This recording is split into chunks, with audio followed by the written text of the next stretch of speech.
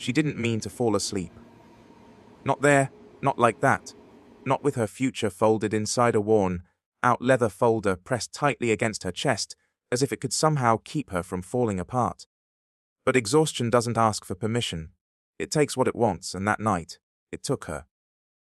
The subway hummed beneath the city like a tired heartbeat. It was close to midnight. The kind of hour where even New York seemed to sigh and slow down, just a little. The fluorescent lights flickered above, casting uneven shadows that made everything look slightly unreal, like a memory that hadn't decided whether it wanted to stay or fade. Amara Lewis stood near the edge of the platform, her fingers curled around the strap of her bag, her body swaying slightly from the weight of a day that had stretched far too long. Her heels had given up hours ago, tucked into her tote, leaving her in thin, worn flats that barely protected her from the cold concrete beneath her feet. Her blazer, once sharp and structured, now hung, loosely wrinkled from hours of sitting, waiting, hoping. In her arms she held the folder. Her resume, not just paper, not just ink, it was proof. Proof that she had tried, that she had worked, that she had stayed up nights when others slept, taken calls she didn't want, swallowed pride she didn't deserve to lose. Every line told a story no recruiter ever really read. Top of her class, internship after internship, volunteer work, freelance gigs, skills stacked like armor, and still, it hadn't been enough. The train roared into the station, wind pushing against her as if urging her to step back, to reconsider, to go home and try again tomorrow. But tomorrow had started to feel like a lie people told to keep themselves from giving up today. She stepped inside anyway. The car wasn't empty, but it wasn't full either. Just enough people to fill the silence without breaking it. A man asleep with his head against the pole, a couple arguing in hushed tones, a woman scrolling endlessly on her phone, eyes glazed over. Amara moved down the aisle, her steps slow, deliberate. She spotted an empty seat and sank into it, her body giving in the moment it made contact. Her muscles loosened, her shoulders dropped, and for the first time all day, she exhaled. She didn't notice him at first. Why would she? He looked like everyone else in that moment. Just another man in a dark coat, sitting still, eyes forward, blending into the rhythm of the train. But there was something about him, something quiet and controlled, like he belonged to a different world that had briefly crossed into this one. Ethan Vale had been watching the city blur past the window, but not really seeing it. His mind was elsewhere, buried in numbers, negotiations, decisions that carried weight far beyond the walls of any office. His days rarely ended before midnight, and even then, they didn't really end. They just paused. He noticed her when she sat down. Not because she was loud or striking or trying to be seen, but because she wasn't. There was a stillness about her, a quiet intensity. The way she held that folder, like it mattered more than anything else in the world. The way her eyes lingered on nothing, as if she was replaying moments she wished had gone differently. He glanced away. He had no reason to care. And yet, something about her stayed in the edge of his awareness. The train lurched forward, metal grinding softly as it picked up speed. The movement was gentle, rhythmic, almost soothing. Amara's head tilted back slightly, her eyes blinking slower, heavier. She tried to stay awake. She really did. But her body had already decided. Her head drifted to the side. And then, without warning, it landed against his shoulder. Ethan froze. It wasn't dramatic. It wasn't loud. Just the faintest weight resting against him, warm and human and unexpectedly real. For a split second, instinct told him to move, to create distance, to re-establish the invisible boundaries people carried in public spaces. But he didn't. Instead, he looked down. Her face was softer now in sleep, the tension gone, replaced by something almost peaceful. A strand of hair had fallen across her cheek, and her lips were slightly parted, her breathing steady but deep, like someone who hadn't rested properly in days. The folder slipped slightly from her grip, tilting before it fell. For a moment he hesitated. Then he opened it. Her name stared back at him, Amara Lewis. The resume was clean, structured, precise. Not flashy, not exaggerated. Honest, almost too honest. The kind of honesty that didn't always win in rooms full of people who knew how to play the game better. He scanned it quickly at first, then slower, then again, There was something different here. Not just the achievements, though they were there. Not just the experience, though it was impressive. It was the way it was written, direct, unapologetic. No fluff, no desperate attempts to impress. And then he saw it. A short paragraph at the bottom. I don't need someone to believe in me.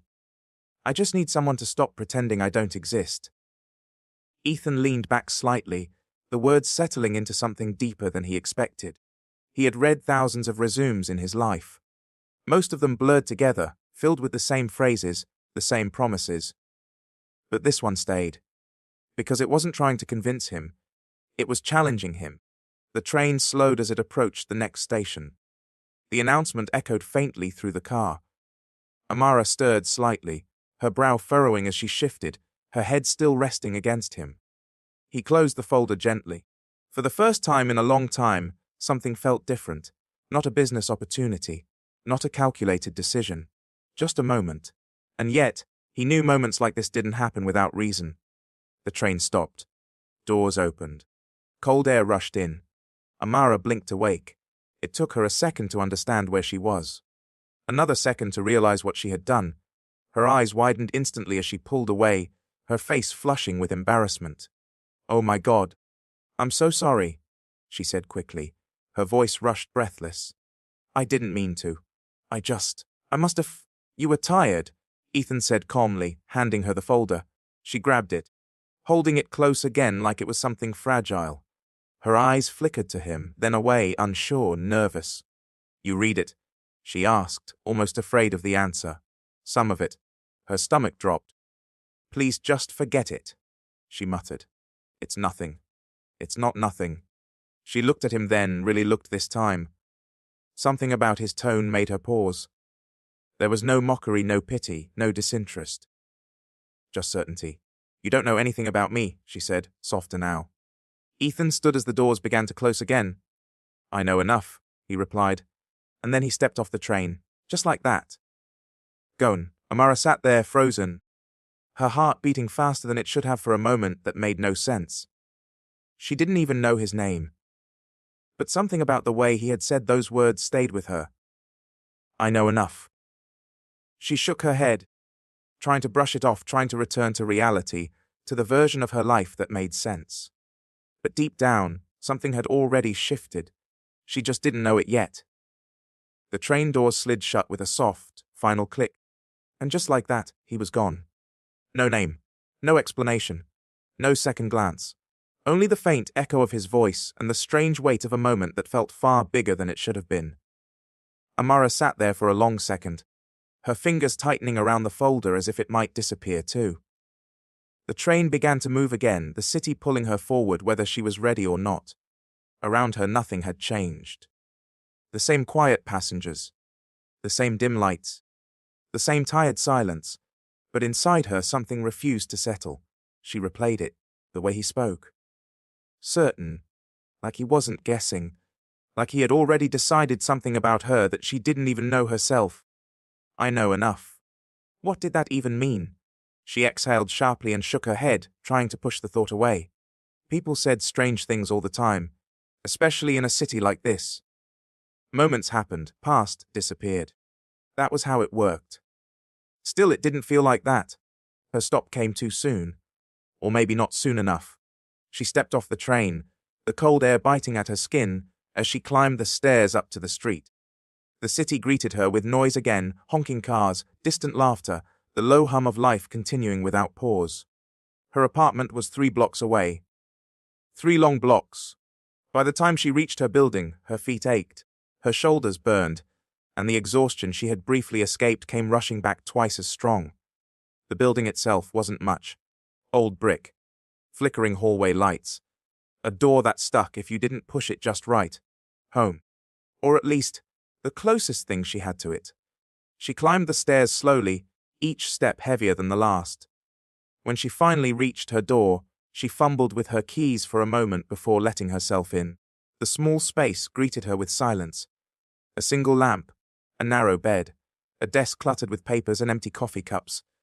It wasn't pretty, but it was hers. She dropped her bag onto the chair and kicked off her shoes, letting them fall wherever they landed. For a moment she just stood there, staring at nothing, letting the quiet wrap around her. Then her eyes drifted to the folder in her hands. She hesitated. Slowly, she opened it. Her resume looked the same as it always had. Clean, organized, unimpressive in a world that demanded something louder. But now it felt different. Because someone had actually read it. Not skimmed it, not ignored it. Read it. And not just anyone. Something about him, she couldn't explain it. But she knew he wasn't ordinary. She let out a small, tired laugh at herself and closed the folder again. Get a grip, Amara, she muttered. It was nothing. It had to be nothing. The next morning came too quickly. Her alarm buzzed at 6:30, dragging her out of a sleep that didn't feel like rest. She groaned softly, reaching over to silence it before it could ring again. For a moment, she considered staying in bed. Just for a minute. Just to breathe. But minutes turned into consequences, and she couldn't afford those. By 7:15, she was dressed again. Different outfit, same energy. Polished on the outside, holding together on the inside. Her day started at the cafe 2 streets over. It wasn't glamorous, but it paid enough to keep her afloat. Barely. The smell of coffee hit her the moment she walked in, familiar and almost comforting. Morning. Her coworker Lena called from behind the counter. Morning. Amara replied, tying her apron. You look like you fought a war last night. Feels like I lost one, she said lightly. Lina laughed, but Amara didn't. The morning rush came fast. Orders piled up. Names called out. Cups stacked and wrists stacked. Time blurred into movement. For a while she didn't think about the subway, or the man, or anything beyond the next order. That was how she survived. Focus on the next thing. Always the next thing. By noon, her shift ended. She wiped her hands, grabbed her bag, and stepped back out into the city. The cold had softened slightly, but the air still carried that sharp edge that made everything feel a little harsher. She checked her phone. Nothing. No emails. No callbacks. No missed opportunities suddenly appearing. Just silence, again. She sighed and started walking, her mind already shifting to the next task, the next job, the next attempt to push forward. Her phone rang. Unknown number. She frowned slightly. For a moment she considered ignoring it, but something told her not to. Hello? She answered. Amara Lewis? A voice asked. Female. Professional. Calm. Yes, speaking. This is Claire from Vale Industries. Mr. Vale has requested a meeting with you this afternoon. Amara stopped walking. I'm sorry, what? Mr. Ethan Vale. He met you last night and asked that we arrange a meeting as soon as possible. Her heart skipped. Ethan Vale. The name hit her like a sudden realization she wasn't ready for. The man from the subway.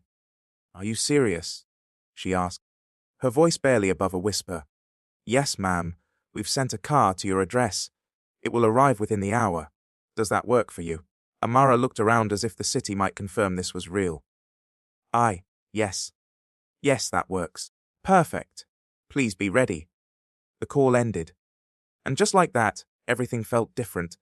She stood there for a long moment, her phone still in her hand, her thoughts racing faster than she could catch them. Ethan Vale. She knew that name. Everyone did. Billionaire CEO. Tech empire. Ruthless in business. Untouchable in reputation. A man who didn't waste time on things that didn't matter. So why her? Her pulse quickened as reality started to sink in. This wasn't a coincidence. This wasn't nothing. This was something. And it was happening now. The car arrived exactly on time. Black. Sleek. Quiet. The driver stepped out and opened the door for her like it was the most normal thing in the world. Amara hesitated for half a second before stepping inside, her heart pounding against her ribs. The city moved around her as the car pulled away. Buildings passing by like scenes in a story she hadn't agreed to be part of. 15 minutes later, they stopped. She stepped out slowly, her eyes lifting to take in the building in front of her. Vale Industries. Glass, steel, power. It stood tall against the skyline, impossible to ignore. Her reflection stared back at her in the polished surface. Small, out of place, but not invisible, not anymore. She took a breath, then another, and stepped inside.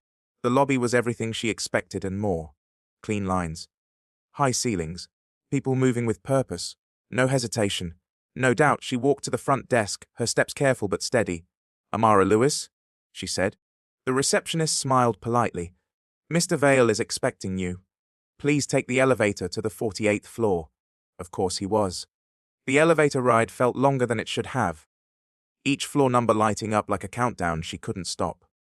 Her reflection in the mirrored walls looked calm, but she didn't feel calm. Not even close.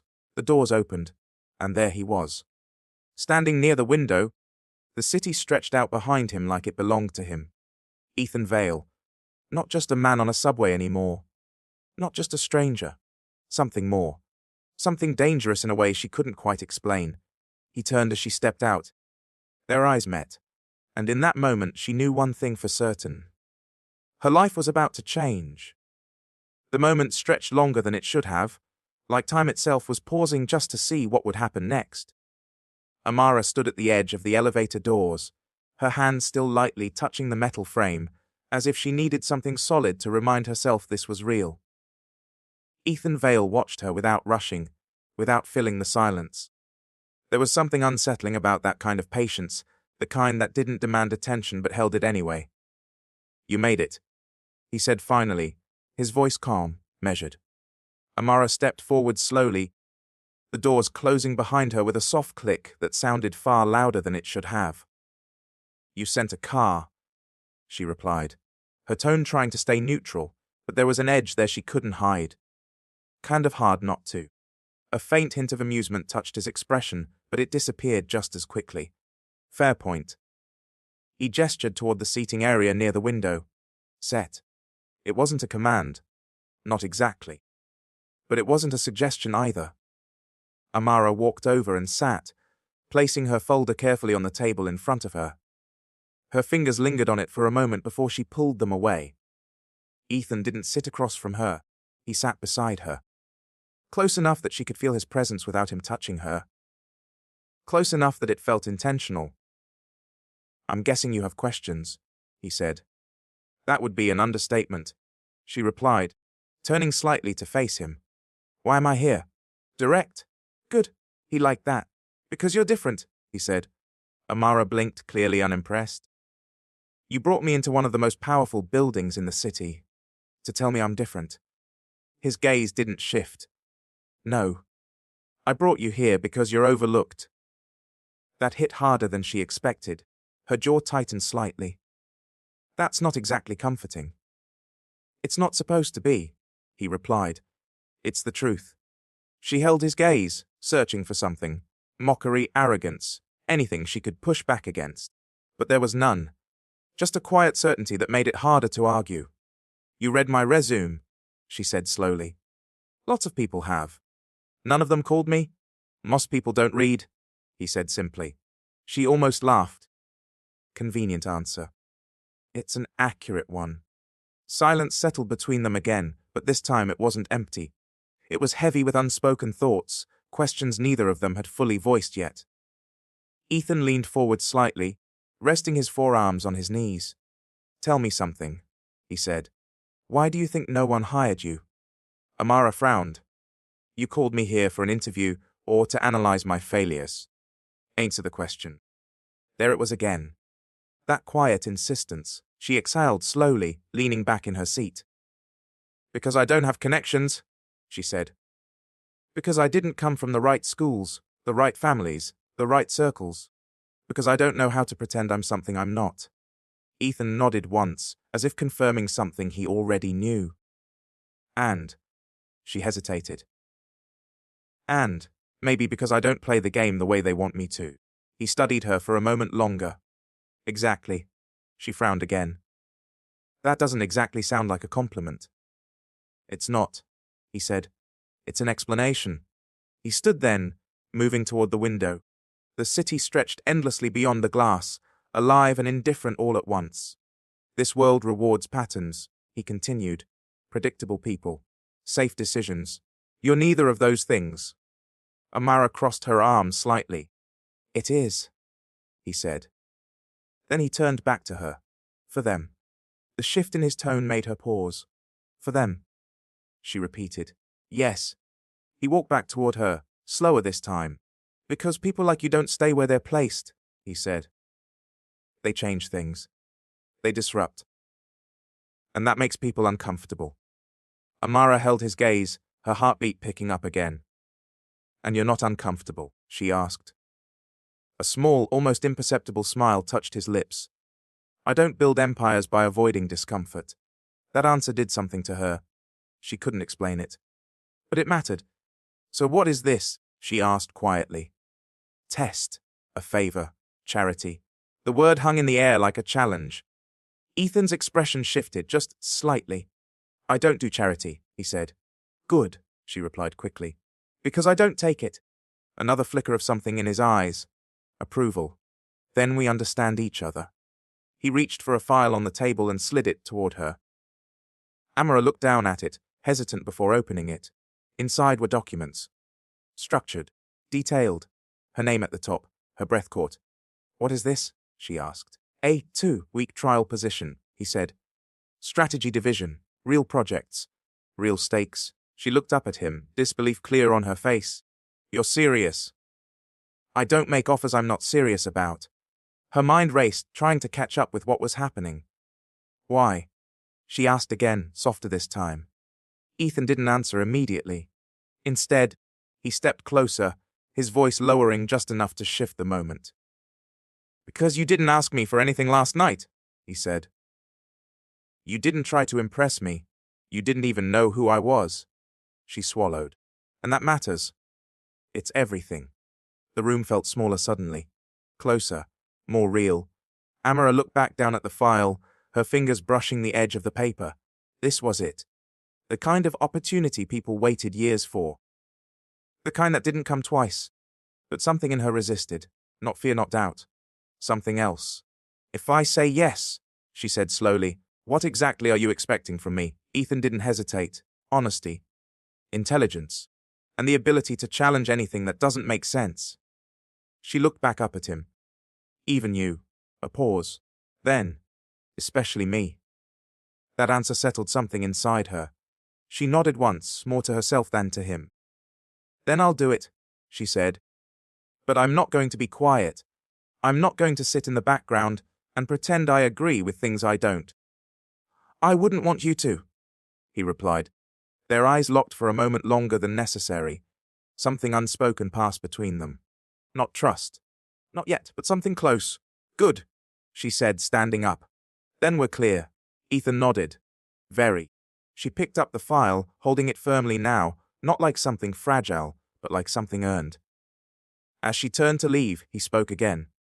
"Amara." She paused, glancing back over her shoulder. "This door doesn't stay open forever," he said. She met his gaze, steady. "Good," she replied. "I don't plan on standing in it." And then she walked out, not hesitant, not unsure, but certain. For the first time in a long time, she wasn't chasing something. She was stepping into it. And behind her, Ethan Vale watched quietly, his expression unreadable. But in his mind, one thing was clear. This wasn't a risk. It was an investment. And something told him it would change everything. Amara didn't slow down until the elevator doors closed behind her. The second they did, the composure she had carefully held together began to crack, not in a way that showed weakness, but in the way reality finally caught up. She stared at her reflection in the mirrored walls. Same face. Same tired eyes. Same woman who had been ignored just yesterday. So why did everything feel different now? Her grip tightened around the file Ethan had given her. It wasn't just paper. It was pressure. Expectation. Opportunity wrapped in something that felt almost too heavy to carry. The elevator descended, each floor passing like a countdown she hadn't agreed to start. When the doors opened, the lobby felt different too. Or maybe she did. People moved the same way, spoke the same way, but now she noticed something else beneath it all. Hierarchy. Power. Invisible lines drawn between those who belonged and those who didn't. Yesterday, she would have felt like she didn't belong here. Today, she wasn't sure. The driver was waiting outside again, but this time she shook her head. "I'll walk," she said. He nodded without question. The air outside was colder now, sharper, but it helped. It grounded her. She walked without a clear direction at first, just letting her thoughts settle into something she could understand. 2 weeks. That was all she had. 2 weeks to prove something most people never even got the chance to attempt. 2 weeks to either step forward or disappear again.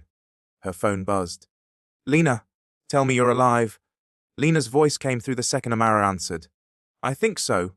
Amara replied, a small breath escaping her. You think so? What does that mean? You disappeared after your shift. Amara hesitated. I got a call. A call. Oh, from Vale Industries. Silence. Then, you're joking. I'm not. Another pause, longer this time. Amara, that's not normal. I know. So what happened? Amara looked up at the buildings around her, trying to find the right words. He offered me a trial position. Lena didn't respond immediately. A trial position?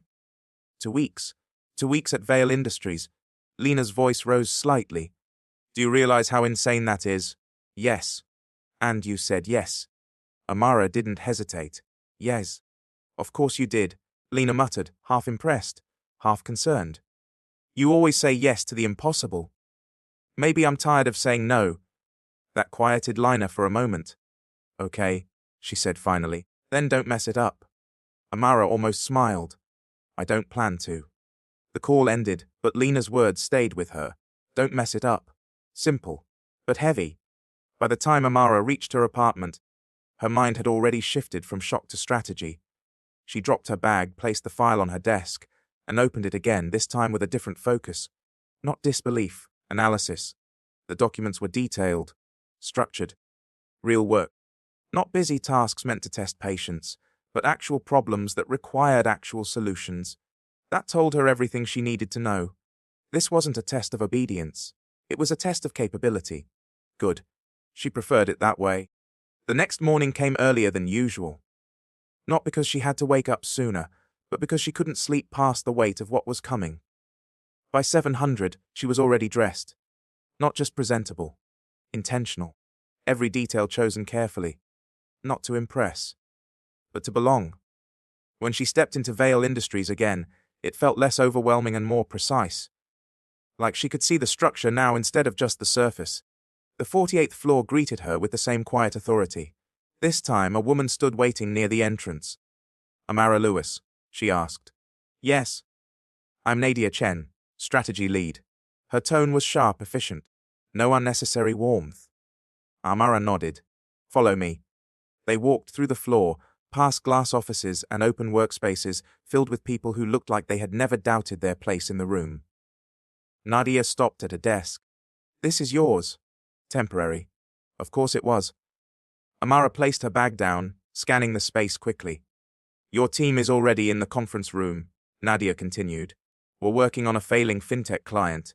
You'll sit in. Observe, contribute if you have something worth saying. Not if.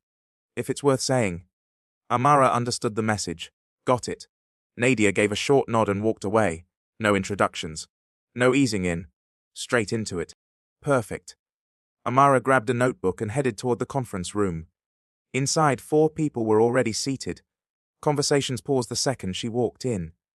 Eyes shifted toward her, measuring, calculating. She recognized the look. Doubt. Good. Let them doubt. She took a seat without asking, opening her notebook as if she had been there all along. A man across the table leaned back slightly, his expression amused. You're the new trial analyst? He asked. Yes. Bold of you to sit without being invited. Amara didn't look up. Bold of you to assume I needed one.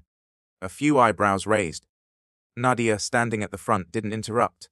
Interesting. The man smirked. Jason Carter, he said, senior strategist. Amara Lewis. Let's see how long you last, he added casually. Amara finally looked up. Let's. The meeting started. Data. Projections. Problems laid out one after another.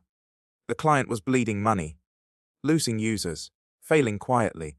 Jason took the lead, presenting a solution that sounded clean, efficient, and completely disconnected from reality. Cut losses. Reduce staff. Repackage and sell, he concluded. Heads nodded. Safe. Predictable. Wrong. Amara flipped through the documents, her eyes scanning quickly.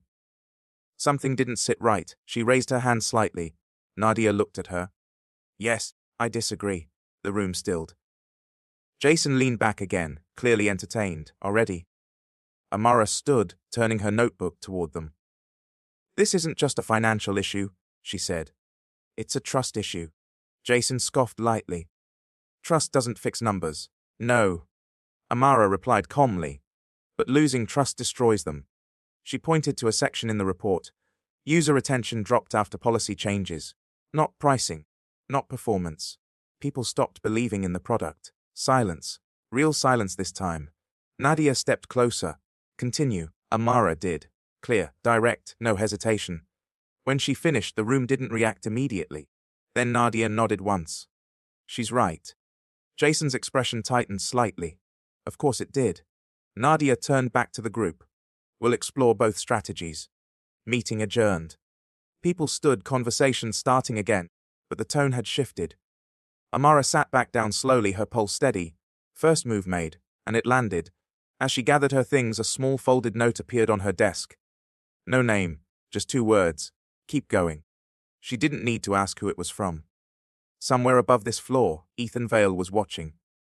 Not interfering, not guiding, just observing and waiting. The rest of the day didn't slow down for her. If anything, it accelerated. Amara barely had time to process what had just happened in that conference room before more files were dropped onto her desk, more data pushed in her direction, more expectations silently placed on her shoulders. No one explained anything. No one guided her. They just watched. That was the real test.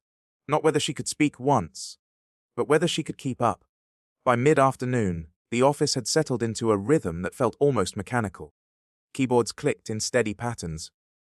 Conversation stayed low, sharp, efficient. No wasted words, no wasted time. Amara leaned forward in her chair, scanning through reports, building connections in her mind faster than she thought possible. Numbers turned into patterns, patterns turned into questions, and questions turned into answers, or at least, possibilities. Across the room, Jason watched her. He didn't hide it. He leaned back in his chair, arms crossed. A faint smirk lingering on his face, like he was waiting for something to go wrong. People like him didn't fear failure. They waited for it in others. Because it proved something. That they were right. That no one else belonged at their level. Amara felt his gaze, but she didn't acknowledge it. Not yet. She didn't need to. At 5:47 p.m., most of the floor began to empty. Chairs rolled back. Screens dimmed. Conversations shifted from strategy to plans, dinners, events she couldn't even imagine attending. Amara stayed. Of course she did. She had 2 weeks. Not a second to waste. The office grew quieter by the minute until the silence became something almost tangible. The city lights outside reflected against the glass walls, turning everything into a mirror of movement and stillness. At exactly 6:03 p.m., her desk phone rang. She stared at it for half a second before picking it up. Amara. His voice. Controlled. Recognizable instantly. Yes, she replied. My office. No explanation. No extra words. Just that. The line went dead. Amara placed the receiver down slowly, her heartbeat picking up just enough to remind her that this wasn't normal. Nothing about this was normal. She stood, straightened her blazer slightly, and made her way toward the elevators. The ride up felt different this time. Less uncertain, more focused. When the doors opened, the 48th floor was almost empty. The silence here wasn't the same as downstairs. It was quieter, heavier, like the air itself carried more weight. Ethan's office door was slightly open. She knocked once. Come in. She stepped inside. The room was dim, lit mostly by the city beyond the glass walls. Ethan stood near the window again. Just like the day before, his silhouette sharp against the skyline. He didn't turn immediately. You stayed late, he said. So did you. A pause. Then, I always do. Amara stepped further into the room, placing her notebook on the table. I figured. He turned then, his gaze settling on her with that same unreadable intensity. How was your first day? Eventful. That's one way to describe it. She crossed her arms slightly. You already know what happened. I like to hear it from the source. Amara considered that for a moment. I said what needed to be said, she replied. And it landed, a faint shift in his expression. Approval, not obvious. But there, Ethan walked closer, stopping just a few feet away. Most people in your position would have stayed quiet, he said. Most people in my position don't get noticed by you on a subway, she replied. That caught him. Just slightly. Fair, he said. Silence settled again, but this time it felt different. Less formal, more direct. Why did you really call me here? Amara asked. His gaze didn't waver. I already told you. No, she said, shaking her head slightly. You told me the safe version. He raised an eyebrow. Safe? Yes. The version that makes sense on paper. Not the real reason. He studied her for a moment as if deciding something. Then, you don't hesitate, he said. That's not an answer. It is, he replied. You just don't like it. Amara stepped closer, closing some of the distance between them. Try again. There was a shift. Subtle, but real. Ethan didn't move back. Fine, he said quietly. You remind me of something I don't see anymore. And what's that? Risk. The word hung between them. Amara's expression didn't change, but something in her eyes sharpened. You built an empire on risk, she said. Yes, he replied. And then I learned how to control it. And now, he said, his voice lowering slightly, I'm wondering if control is the reason everything feels predictable. She held his gaze. And I'm supposed to fix that? No, he said. You're supposed to challenge it. A pause. Then, you're not afraid of me, he added. Amara almost smiled. Should I be? Most people are. I'm not most people. I noticed. The air in the room felt different now. Heavier, closer, not uncomfortable, but undeniable. Amara glanced at the table, then back at him. You didn't call me up here just to talk about my personality. No. Then why? Ethan stepped past her, picking up a file from his desk and placing it in front of her. A new project, he said. Confidential. High risk. She looked down at it, then back up. And you want me on it. I want to see what you do when the stakes are higher.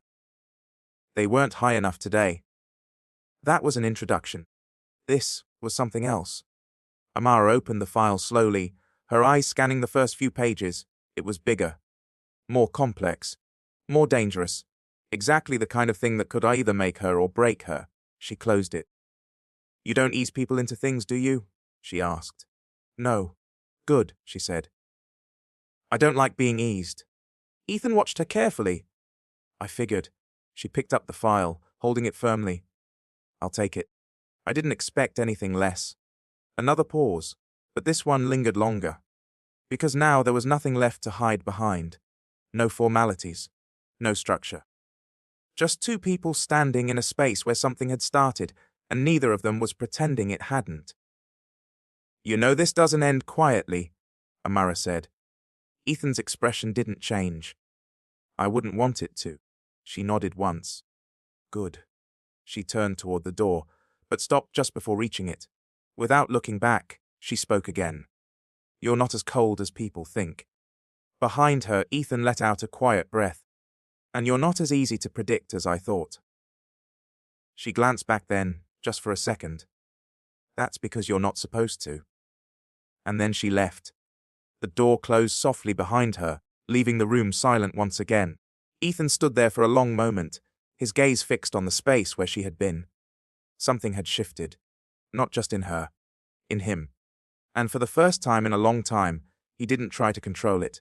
He let it happen. The next morning didn't feel like a beginning. It felt like a continuation of something already in motion, something that had started quietly, but was now building momentum in ways Amara couldn't fully predict. She arrived earlier than everyone else. Not to impress. Not to prove anything. Just because she needed the time. The office was nearly empty, lights dimmed, the silence stretching across the floor like a blank page waiting to be written on. She placed her bag down, opened the new file Ethan had given her, and began. The deeper she went into it, the clearer it became. This wasn't just another struggling company. This was a situation layered with risk, politics, and decisions that could ripple far beyond numbers on a screen. The kind of project where people didn't just lose money, they lost reputations. And Ethan had handed it to her. Not gently, not carefully, just handed it over. Trust, or something like it. By the time the rest of the team started arriving, Amara was already deep into analysis, pages marked, notes filling the margins, connections forming faster than she could write them down. Jason walked in last. Of course he did. He glanced at her desk, then at the file in her hands, his expression tightening just slightly. "So," he said casually, dropping his bag onto his chair, "you're still here?" Amara didn't look up. For now. A few quiet chuckles from nearby desks. Jason smirked, but there was less amusement in it this time.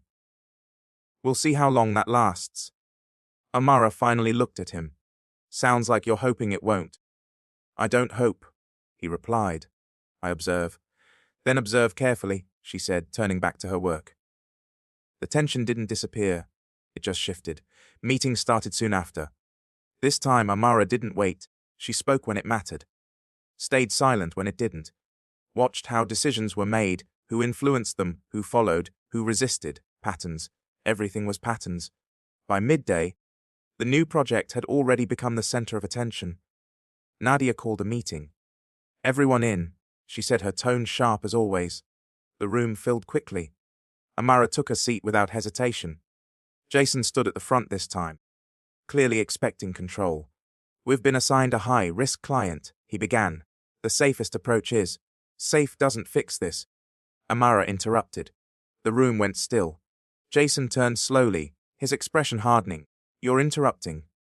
"You're oversimplifying," she replied calmly. A few glances were exchanged. Nadia didn't stop her. "Interesting."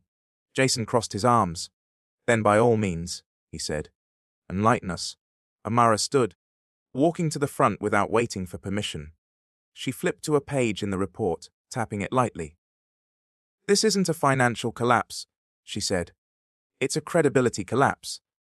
Jason scoffed again. "You keep saying that like it changes the outcome." "It does," she replied. "Because if you treat it like a financial issue, you'll cut costs and sell pieces. If you treat it like a credibility issue, you rebuild trust and regain value." Silence, real silence again.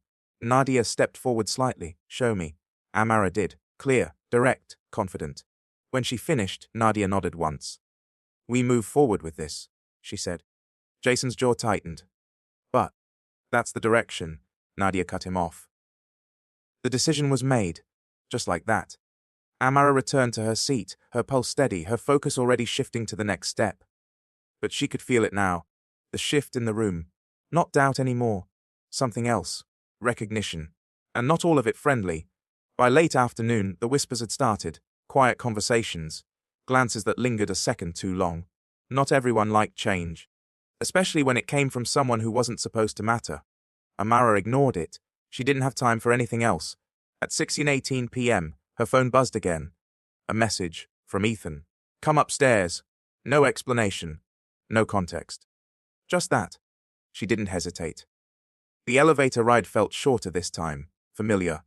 When she stepped into his office, he was already there, seated this time, reviewing something on his screen. "You're getting comfortable," he said without looking up. "With the work," she replied. "Not the environment." Still deciding. He glanced up then, a faint hint of something in his expression. "Fair." She stepped closer, placing the file on problem. She said, "I gave you a direction." "I saw. And you were right. Simple. Direct. No hesitation." It caught her off guard more than it should have. "You're not used to saying that, are you?" she asked. "Only when it's true." She studied him for a moment. "And when it's not." "I don't say anything." That explained a lot. Silence settled again, but it wasn't uncomfortable. It was understanding. "You're changing things faster than I expected," he said. "You expected me to be slower." "I expected resistance." "There is resistance," she replied. "It just hasn't stopped me yet." A small pause. "Then, it won't." The certainty in his voice wasn't encouraging, it was factual. Amara crossed her arms slightly. "Then I'll deal with it." "I know you will." Another pause. But this one lingered longer. Because now there was something else beneath the surface. Not just work. Not just strategy. Something personal. "You're watching everything," she said. "I have to." "No," she shook her head slightly. "You choose to." He didn't deny it. "Maybe." She stepped closer, stopping just in front of his desk. "Why?" He leaned back slightly, studying her. Because you're not predictable. And that bothers you. It interests me. That answer mattered. More than she expected. She nodded once. Good. She turned to leave again, but stopped. Same place as before, same moment. Different wait. You ever regret it? She asked without turning. Regret what? Letting people in. A pause. Longer this time. Then, sometimes. She glanced back. Her expression unreadable. Then don't regret this. And then she left, again, but this time the space she left behind felt different. Not empty. Changed. Because something was building now. Not fast. Not obvious. But undeniable. And neither of them was pretending it wasn't happening anymore. The days that followed tested Amara in a way no interview ever could. The pressure didn't come loudly. It came in small cuts. A delayed email. A missing file. A meeting moved without notice. A question asked with a smile but sharpened underneath. Jason never attacked her directly. That would have been too obvious. Instead, he let doubt move for him. And doubt was easy to feed in a place like Vale Industries. By Friday morning, Amara knew something was wrong. The final client presentation had been scheduled for 10:00 a.m. But when she opened the master deck, 3 of her core slides were gone. Not edited, not misplaced. Gone. For 1 second, she just stared. Then her heartbeat slowed, not with fear, with clarity. Someone wanted her to panic, so she didn't. She opened her backups, pulled the data from her own drive, rebuilt the slides, and walked into the conference room with 2 minutes to spare. Jason was already there, sitting too comfortably. Cutting it close, he said. Amara placed her laptop down. Still on time. Ethan sat at the far end of the room, silent, watching everything. The client team entered. Nadia nodded for Amara to begin, and she did. Her voice was calm. Her points were sharp. Every sentence moved with purpose. She didn't oversell. She didn't beg for approval. She showed the problem, exposed the risk, and then offered the path forward like someone who had earned the right to be heard. Halfway through, Jason interrupted. With respect, he said, though there was none in his voice. This strategy depends heavily on public trust returning. That's emotional, not measurable. Amara turned to him. Trust is measurable, she said. Retention measures it. Complaints measure it. User behavior measures it. The mistake is thinking emotion isn't data just because it makes executives uncomfortable. The room went quiet. The client CEO leaned forward. Continue. So she did. By the end, no one was looking at Jason. They were looking at her. The decision came before lunch. They chose her strategy. Not Jason's. Not the safer version. Hers. When the room emptied, Jason remained seated. His expression hard and pale. You think this makes you untouchable? He asked. Amara closed her laptop slowly. No, she said. I think it makes me useful. That won't protect you. She looked at him then, really looked. I never asked to be protected. Before he could answer, Ethan's voice cut through the room. Jason. Jason turned. Ethan stood near the door, his expression cold enough to silence everything. My office. Now. Amara didn't follow. She didn't need to. By the end of the day, Jason was gone. No speech. No drama. No public humiliation. Just an empty desk and a security badge that no longer worked. Nadia stopped by Amara's desk as the floor began to quiet. You handled yourself well, she said. Amara looked up. Was that praise? Don't get used to it. But there was warmth beneath the words. Amara smiled faintly. I won't. That evening, Ethan called her upstairs again. This time, when she entered his office, he wasn't behind his desk. He was standing by the window, sleeves rolled up, tie loosened, the city glowing behind him. You knew, Amara said. I suspected. And you let it play out. I watched to see what you would do. She should have been angry. Maybe part of her was. But another part understood. You tested me. I tested the room, he said. You passed before today. She looked at him for a long moment. And Jason? He failed long before today. Silence settled between them. Amara walked closer, stopping beside him at the window. Below, the city moved like it always had, endless and indifferent. But tonight it looked different. Smaller somehow. Not because it had changed, because she had. I used to think I needed someone to open a door, she said quietly. Ethan glanced at her.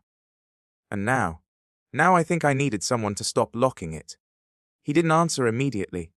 Then he said, "You have a permanent offer." She turned to him. "Full analyst role. Better salary. Real authority. No trial attached." Her chest tightened. For a moment, the girl from the subway returned. The tired girl with the folder. The one who had fallen asleep because her body couldn't carry one more rejection. She thought she would cry when this moment came. But she didn't. She only breathed. "I'll accept," she said. "On one condition." Ethan's mouth curved slightly.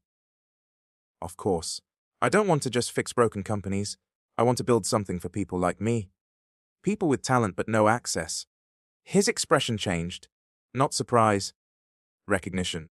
"I was hoping you'd say that." He walked to his desk and opened a folder. Inside was a proposal. Amara saw the title first. Veil Open Door. Her hand stilled. "What is this?" "An incubator," he said. "For underestimated founders, first-generation graduates, single parents, immigrants, people who don't get invited into rooms until someone profits from their story." She looked up slowly. "You already planned this." "I had the money," he said. "I didn't have the right person." The words landed softly but deeply. Amara looked back down at the proposal, her eyes moving over the pages. Funding, training, mentorship, real opportunities. Not pity. A door. A real one. "This can't be a vanity project," she said. "It won't be. No empty speeches. No smiling photos with poor people to make rich people feel generous." Ethan's eyes stayed on hers. "Agreed. And I lead it my way." "Yes." She searched his face, waiting for the catch. There wasn't one. For once, the opportunity in front of her didn't feel like a trap. It felt like trust. 6 months later, the ballroom was full. Not with investors pretending to care, but with founders, students, workers, dreamers, people who had been told no so many times that yes felt almost dangerous. Amara stood backstage, wearing a simple black dress and holding the same leather folder she had carried on the subway. The edges were still worn. She had refused to replace it. Some things deserved to be remembered. Ethan stood beside her, quiet as always. "Nervous?" he asked. "No, liar," she smiled.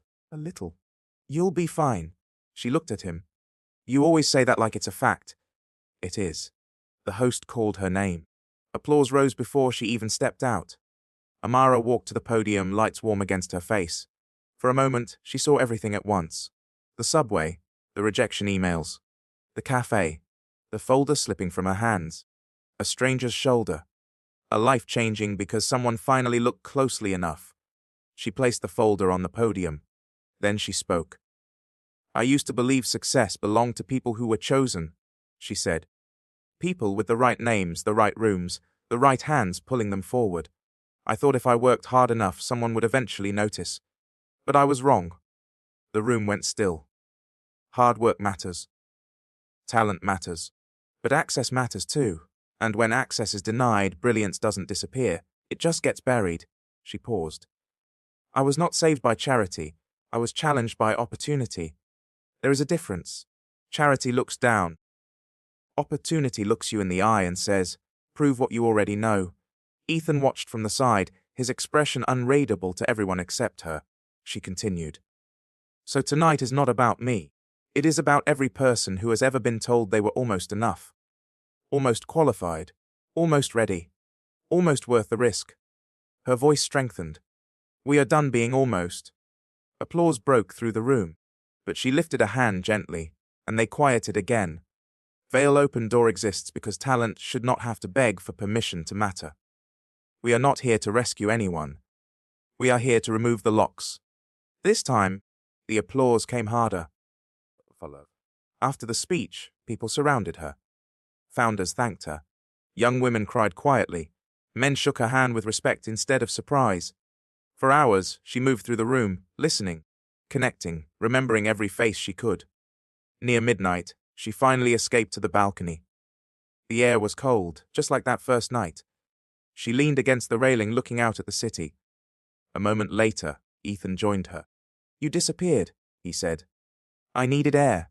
He stood beside her. "You changed that room." "No," she said softly. "They were already changing. I just gave them language for it." He looked at her, and this time there was no distance in his expression. No wall. No performance. You gave me language too, he said. She turned slightly. For what? For the kind of man I should have become sooner. The honesty in his voice settled between them. Amara looked away first, not because she wanted to, but because the feeling was too much to face directly. You did something unexpected, she said. When? That night on the subway. He smiled faintly. I read a resume. No, she said. You saw a person. For a long time neither spoke. Then Amara did something that made him still. She leaned her head gently against his shoulder. This time she was not asleep. This time she was not exhausted beyond hope. This time she chose it. Ethan didn't move. He simply stood there with her, steady and quiet, as the city lights stretched beneath them. And for the first time in years, Amara didn't feel like she was chasing a future that kept running ahead of her. She was standing inside it. Not because a billionaire saved her. Not because luck finally smiled. But because one forgotten folder, one tired woman, and one unexpected moment had become the beginning of something neither of them could have planned. The world had tried to make her invisible. But she had not disappeared. She had risen. And now she was holding the door open for everyone behind her.